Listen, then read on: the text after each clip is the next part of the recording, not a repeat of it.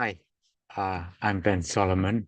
This is a re-recording of yesterday's presentation due to technical errors.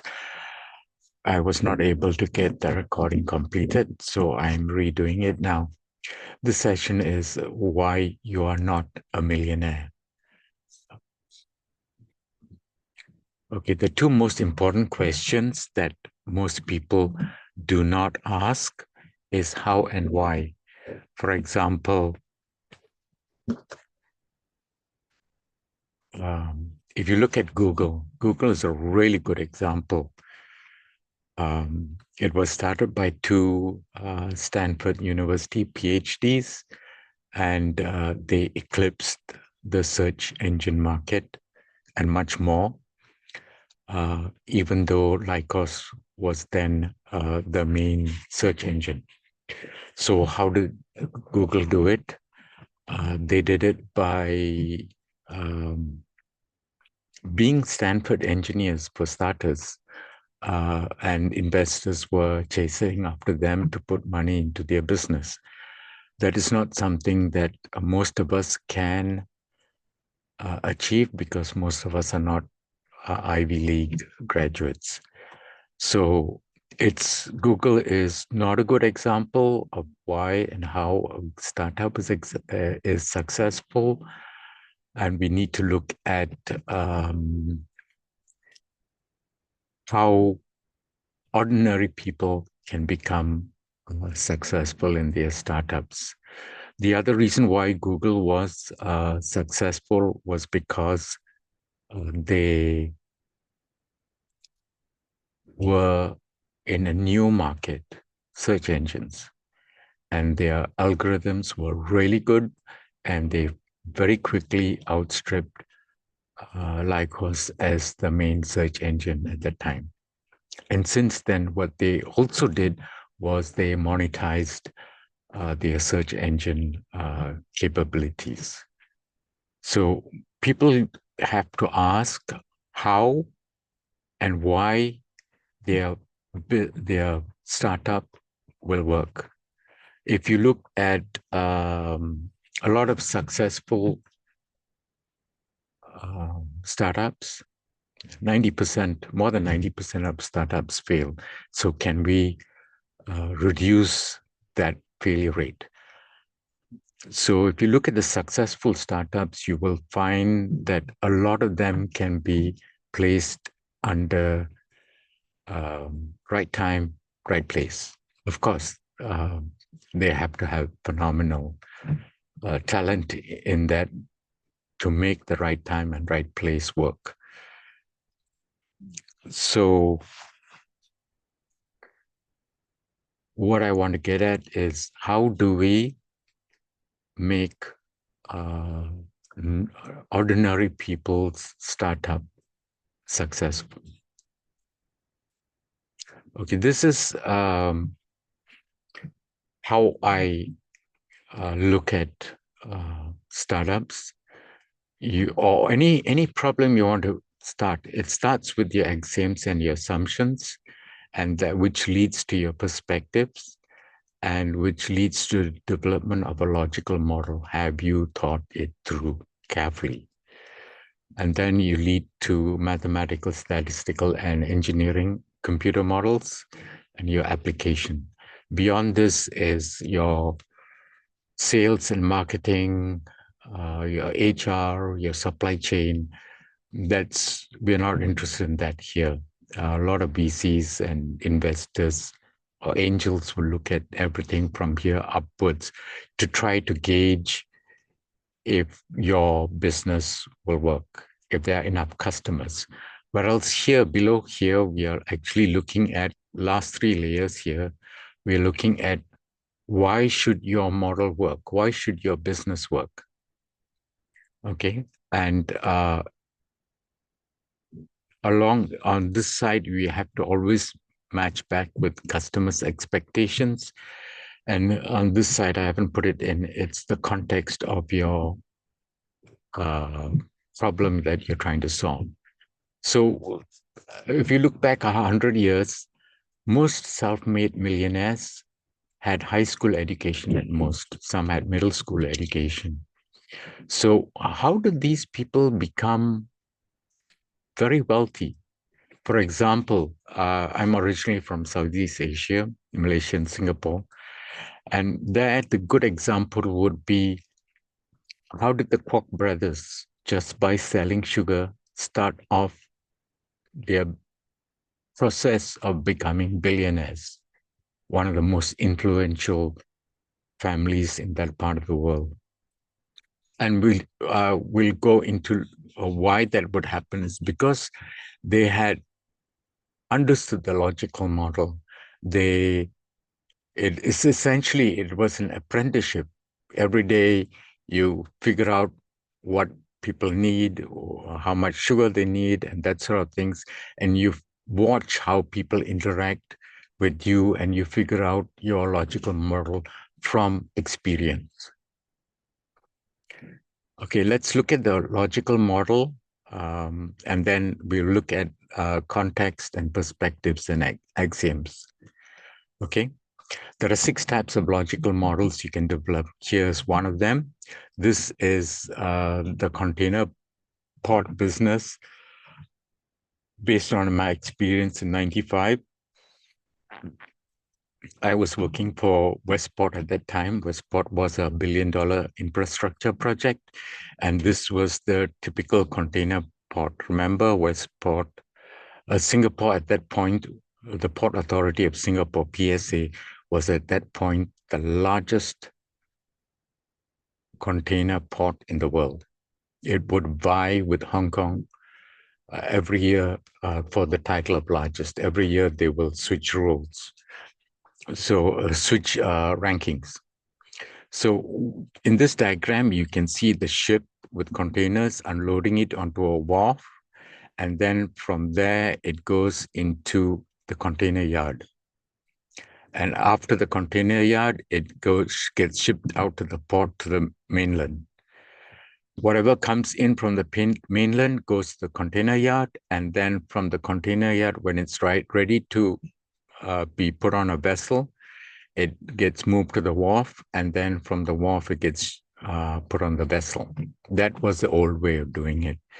When I was looking at Westport, what we wanted to do was a fast port. How do we move shipments quickly?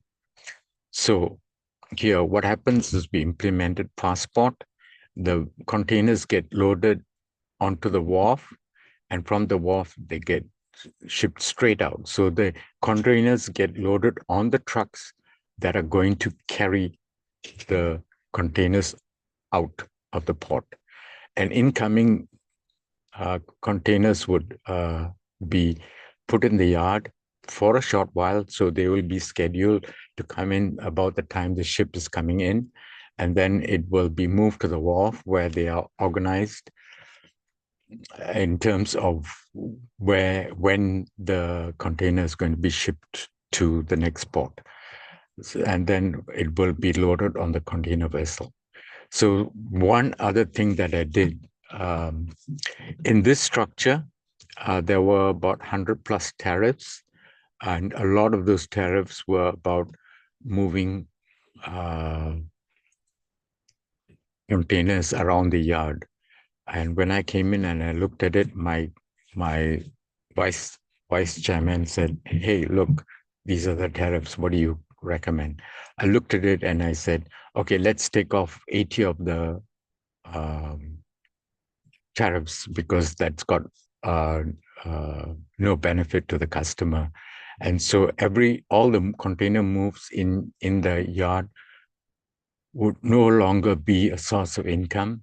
That would focus management to get shipment in and out to the port and get shipment from the mainland to the ship as quickly as possible.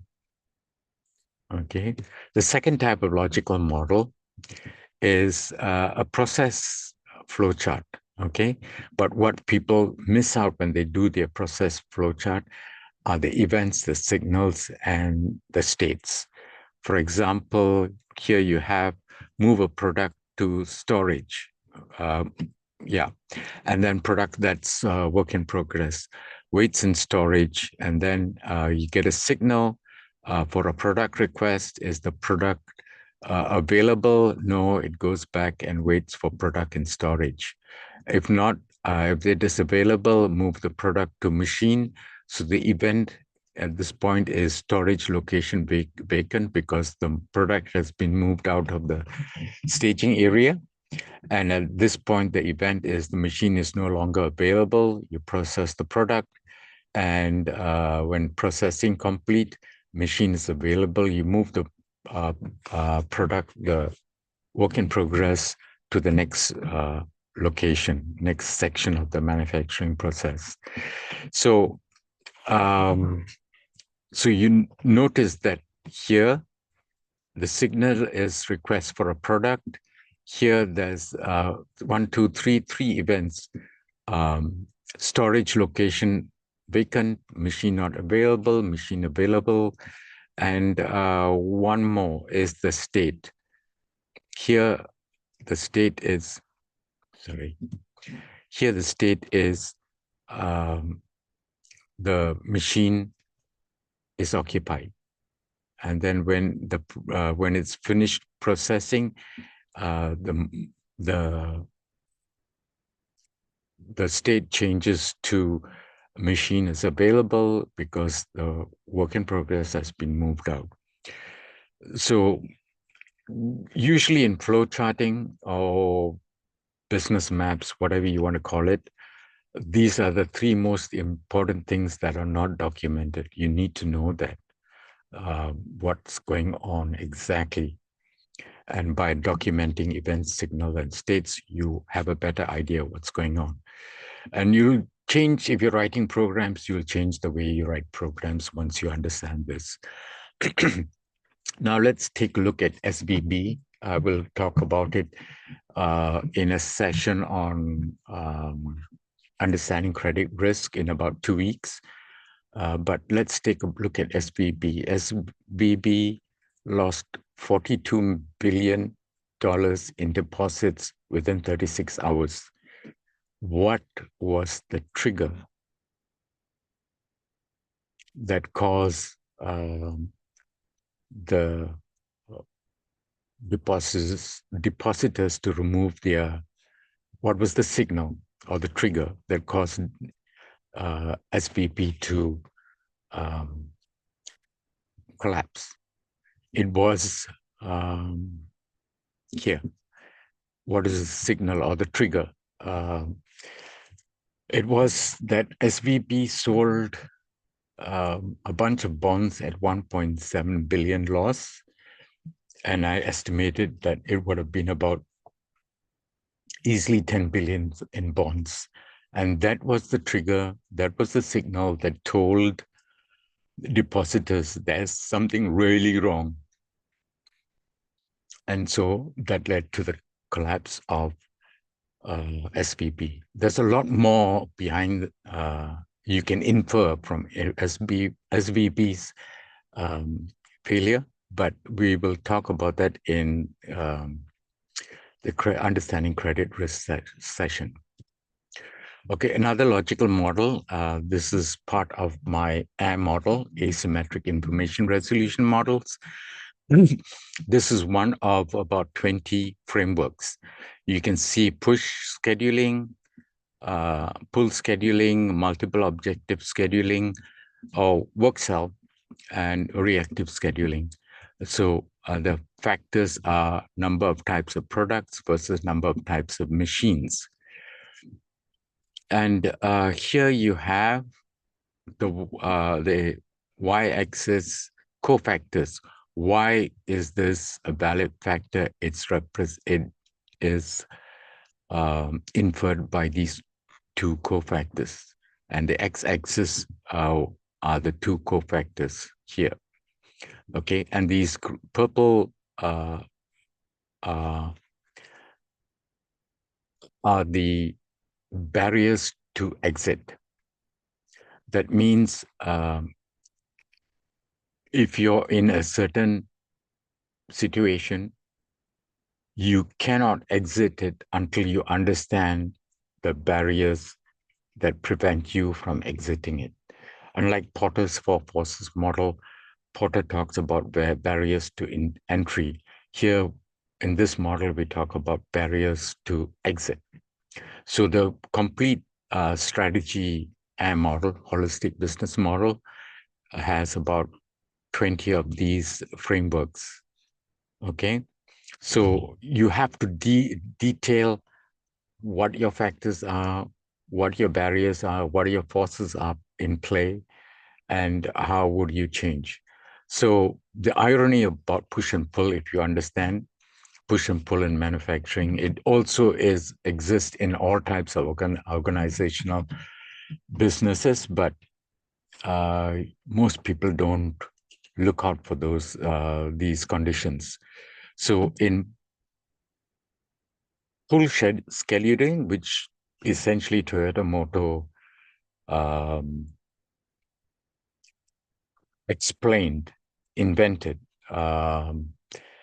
pioneered, was that when a product, a work in progress is ready, when a machine is ready to take a product, the operator looks at the next available width to process.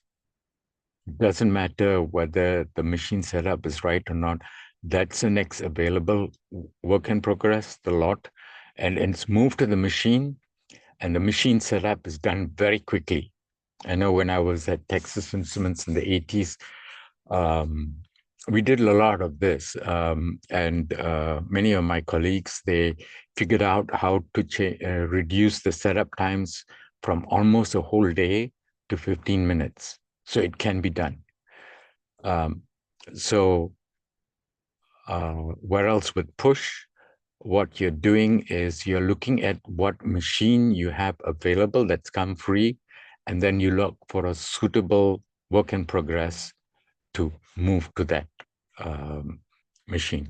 So there are two different types of assigning batches to a machine. But what it turns out is you can develop a mathematical model of scheduling, your objective function versus your constraints and your rows of constraints. It turns out it's called a mathematical programming model. It turns out that if you transpose the rows and columns, your objective function shifts to your constraints, and your constraints shift up to your constraint coefficients shift to your objective function. It turns out one is the primal, the other is the dual. And with primal dual, you get identical solutions. So it doesn't matter whether you use push or pull. They will both come out with the same schedule if you do it right. So the key lesson here is you have to figure out what works for your operation.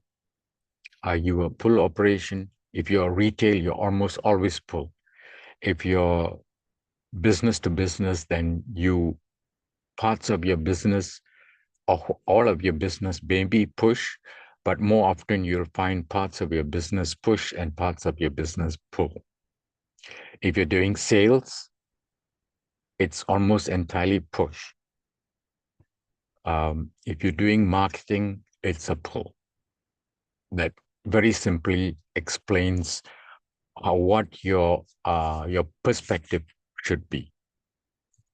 Okay, so the next important thing is the context, the big picture in where your problem is. And towards the end, I'll give you a very good example of how context will change the outcome of your solution.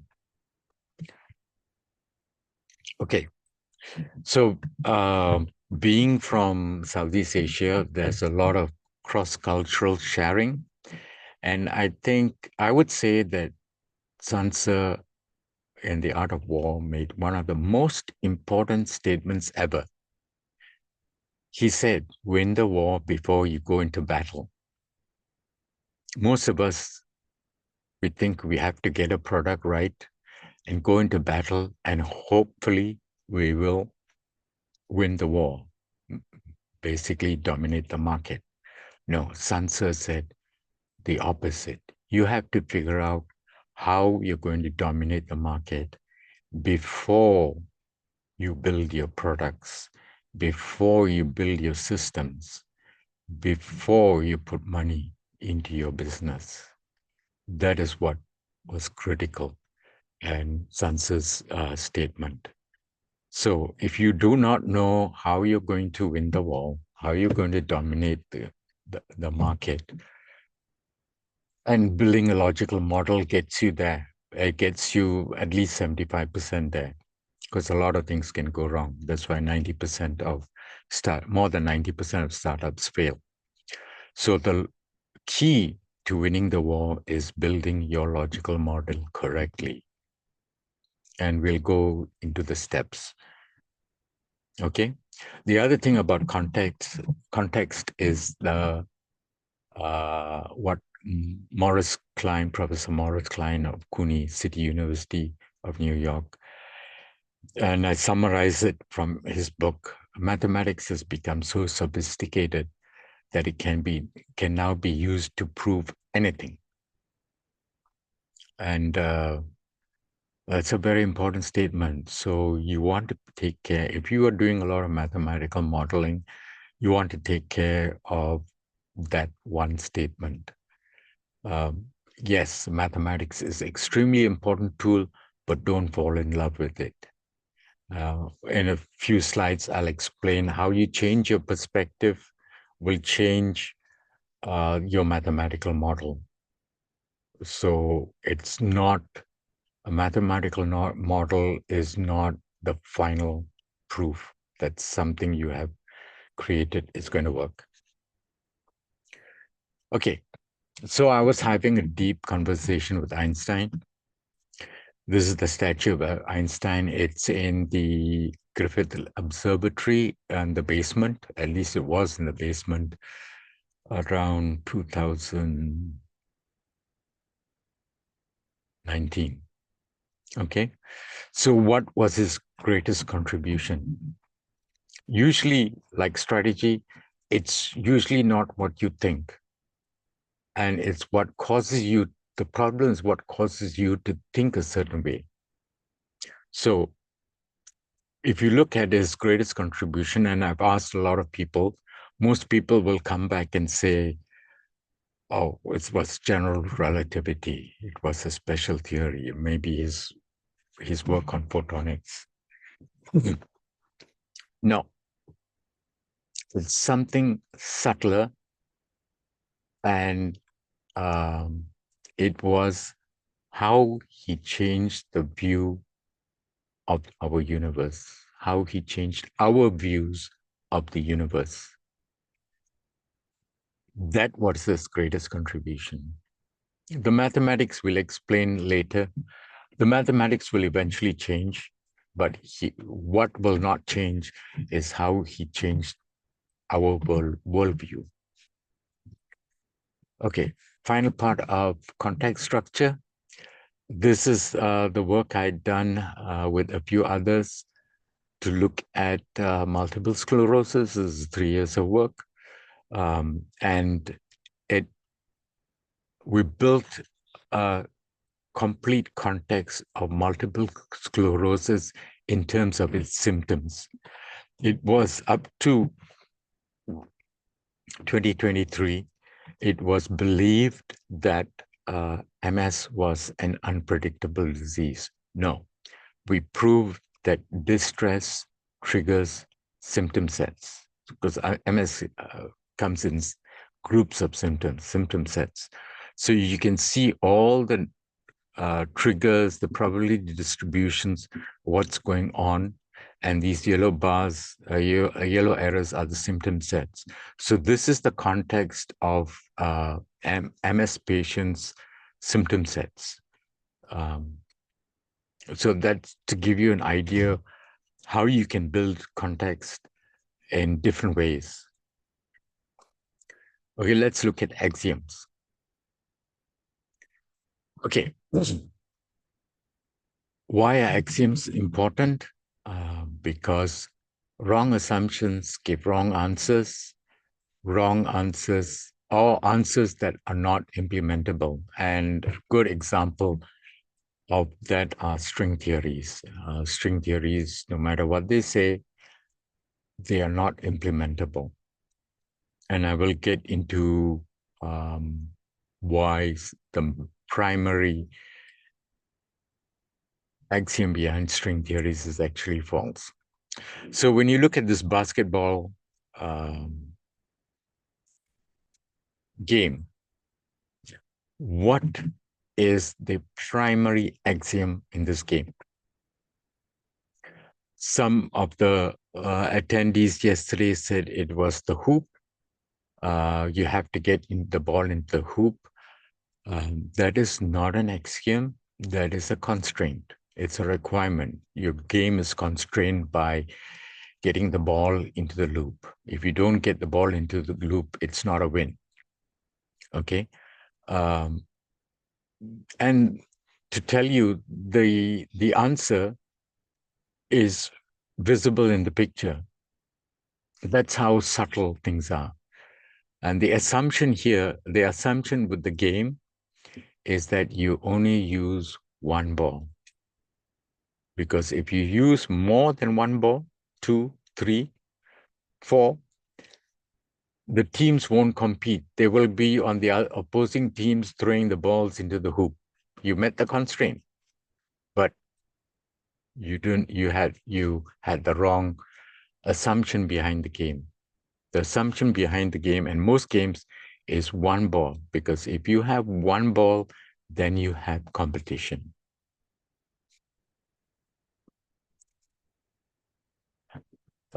Usually the axioms are very, very simple, but they have very profound effects. For example, there are two types of axioms, explicit and implicit. Explicit axioms are what can be stated clearly. Implicit axioms are self-evidently true, that nobody writes it down as an axiom. For example, Pythagoras' theorem teaches us that the sum of the squares add up to 180 degrees.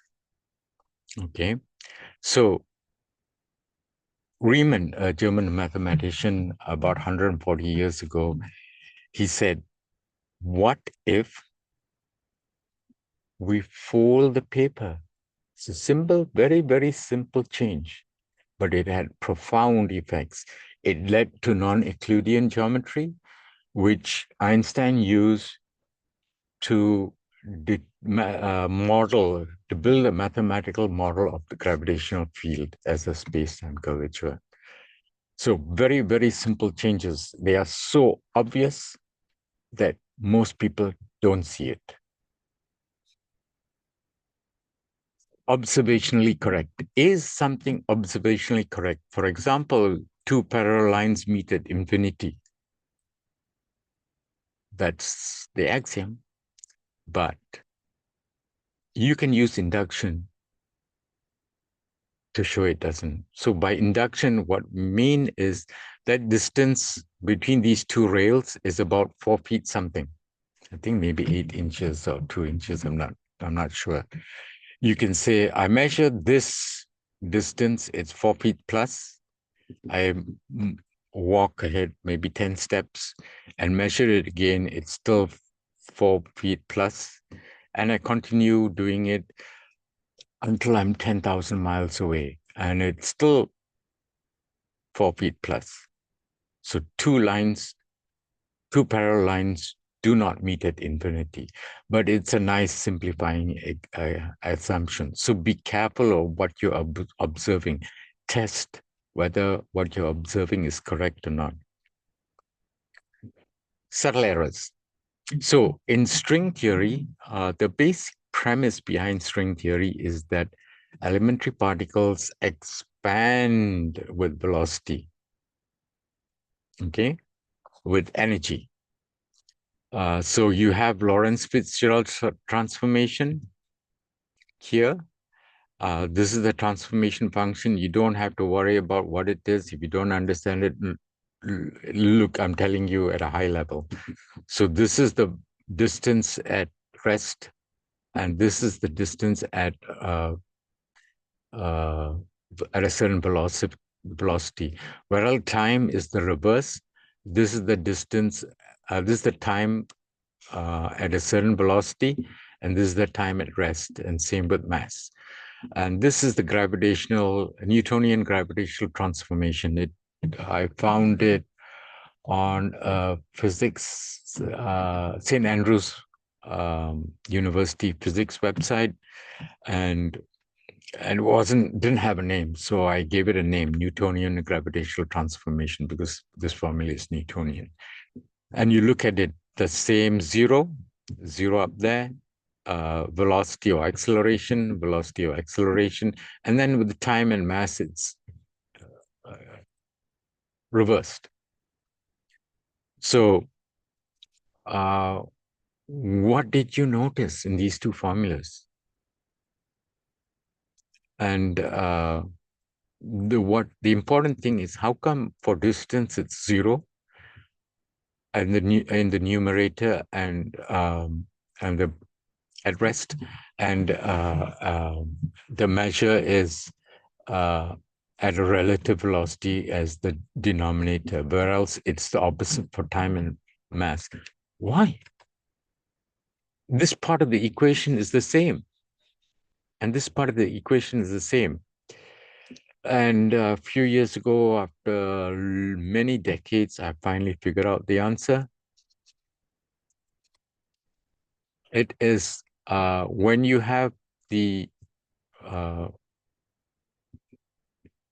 measure, when you have the velocity at the top and the rest at in the denominator, you are looking at the space between tick marks in your ruler. Where else is it a clock tick marks, or is it a space tick marks? And when you are looking at the measure, total number of clock ticks, or total number of distance markers, you have the rest at the top and velocity at the bottom. And then now you have identical relationships between space, time, and mass. Okay, and this is, you can see, it's published in these papers. Okay, let's look at perspectives. So be careful. If you have to ask a lot of whys, like in the previous slide, you have to ask a lot of whys before you understand what's going on, fully understand. Let's look at perspectives. Okay, so what are these people doing? Most people will say entertainment, skydiving, they're enjoying their lives. How do you know? How do you confirm your perception is correct? These people could just as easily be Marines skydiving towards their target. So how do you know? So be careful when you make an observation. Can you verify your observation? Changing perspectives. So when astrophysicists look at the gravitational field, they look at the gravitational field from the perspective of a space-time curvature. The second perspective is, what happens to this particle that's falling into a gravitational field? That's another way of building gravitational models. And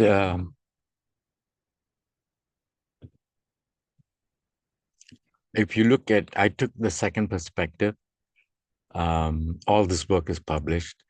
This is, you don't have to worry about the actual equations, but I'll tell you what it takes. You need a model of how the mass of a particle how the mass changes across the particle under a gravitational field, you need an equation to tell you what is the center of mass. In a in a free space without gravitational field, the center of mass is in the center of the particle under this transformation. So what you see, what this formula shows when you solve it, is that if a particle is falling into a gravitational field, the center of mass moves in the direction of the gravitational field. And from that, you get this formula, G is equal to tau C squared, which is a very simple formula, no mass in it. It says that, so you have the Newtonian gravitational transformation, you have the transformation at a certain value at this point in the gravitational field, second value at a lower point, the gravitational field, and this distance between the two. So what tau is this minus this divided by that height times by c squared, you get gravitational acceleration. It's been proven, okay? This formula cannot be solved analytically. That means you cannot write equations to finally come to this formula. You have to use numerical integration. That means you slice up your model and you calculate and derive a number for the first slice and another number for the second slice and so forth until you reach the last slice. And then you combine on the numbers by this equation and you get how the center of mass moves, okay?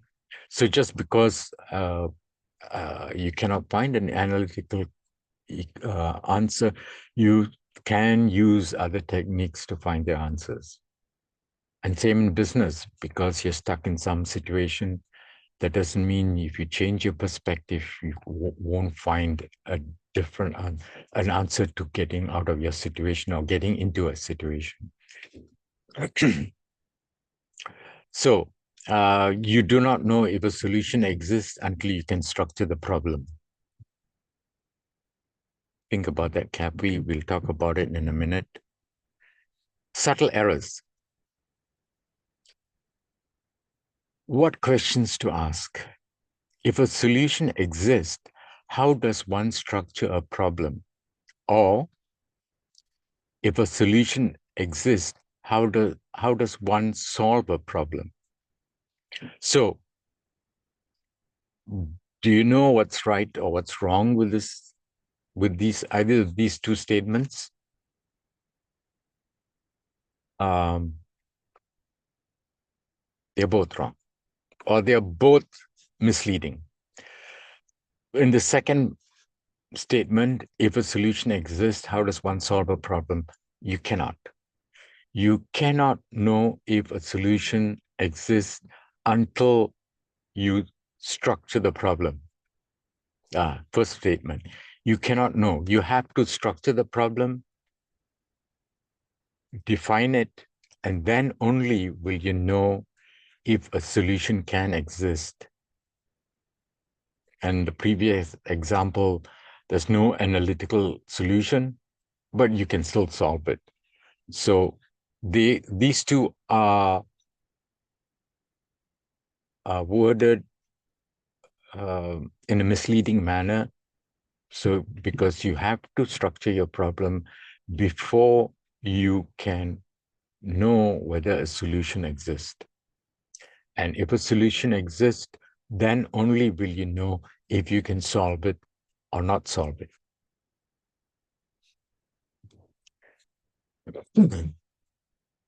So this is, I picked out COVID-19 research at random, depending on how beautiful the pictures look.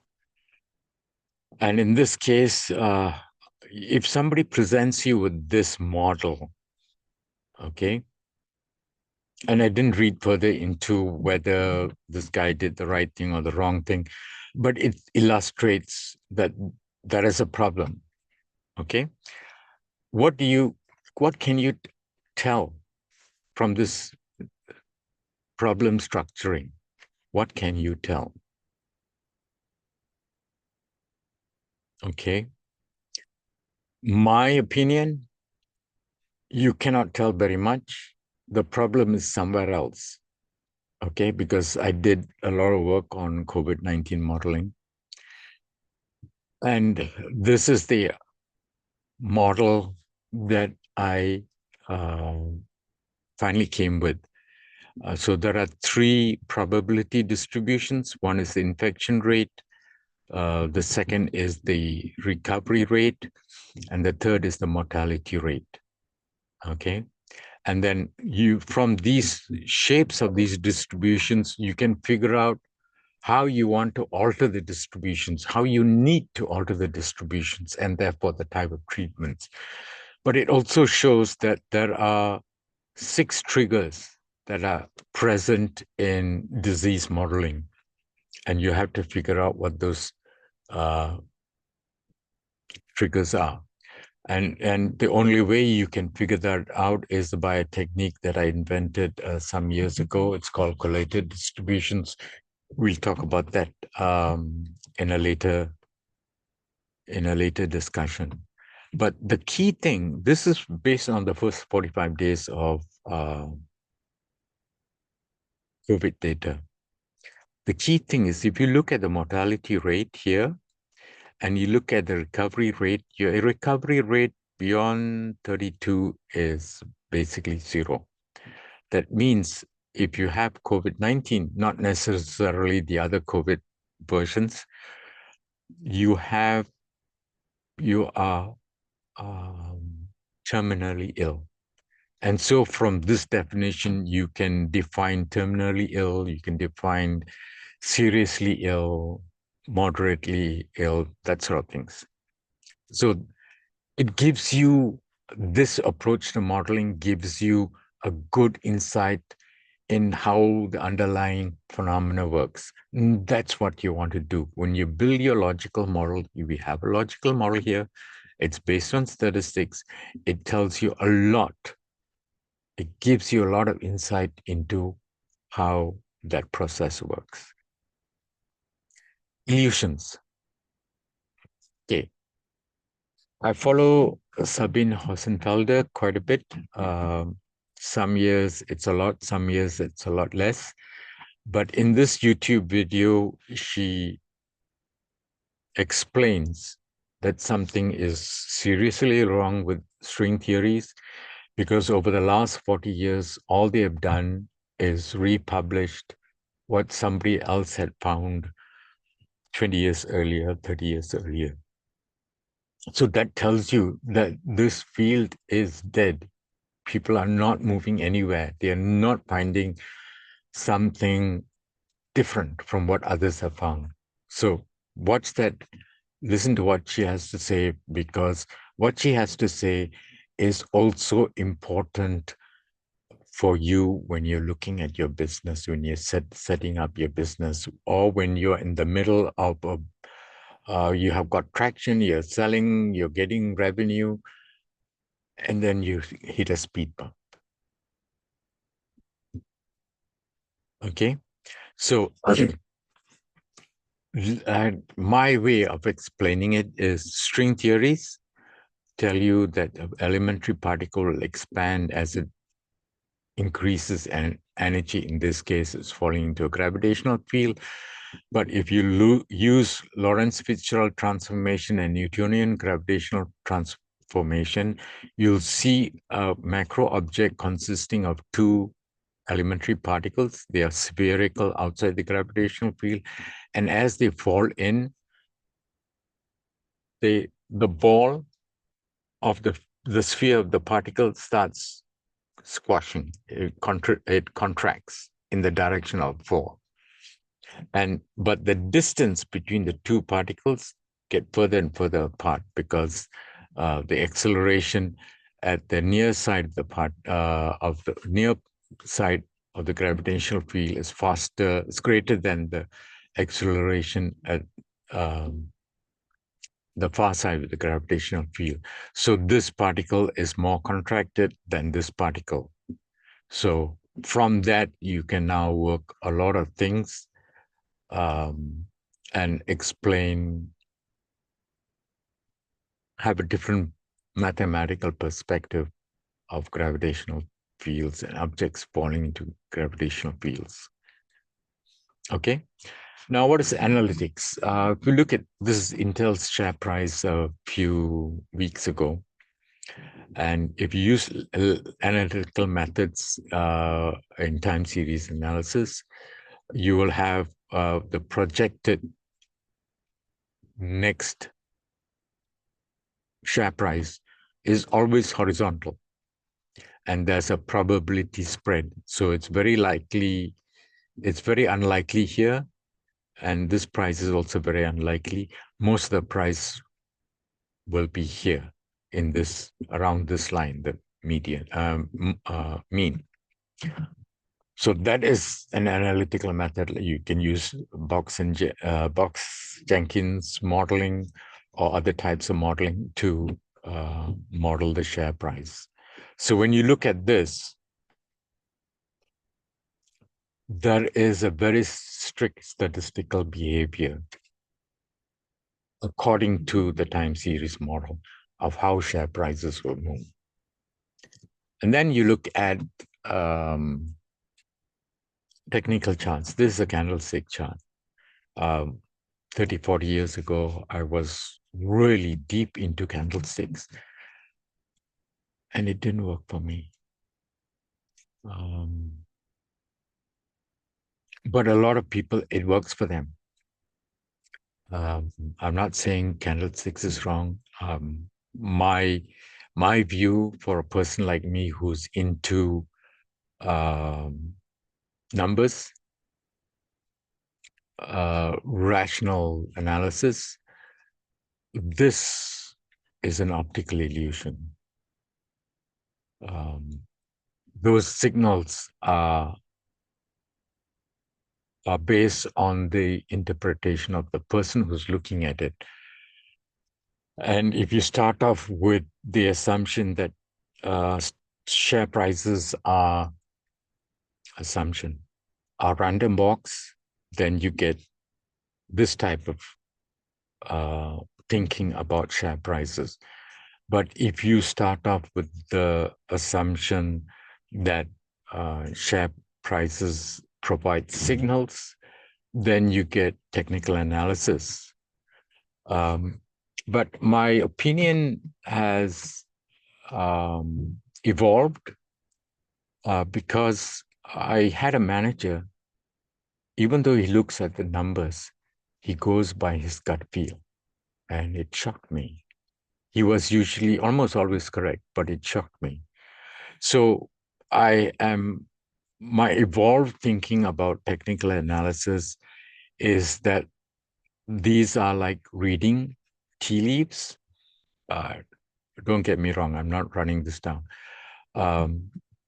These are like reading tea leaves, and you use it to develop your intuitive ability to figure out what's the best outlook. What is the direction you're going to move? Or what is the direction the phenomena is moving? It's about building your intuitive ability. If you have enough practice, you can get it right more often than not. And so it depends on your perspective, where you're coming from, to figure out what's the best approach for yourself. In my case, it's an optical illusion. I go by numbers. Okay? Summary. Be the wave. You want to win the war before you go into battle. That's the most important thing.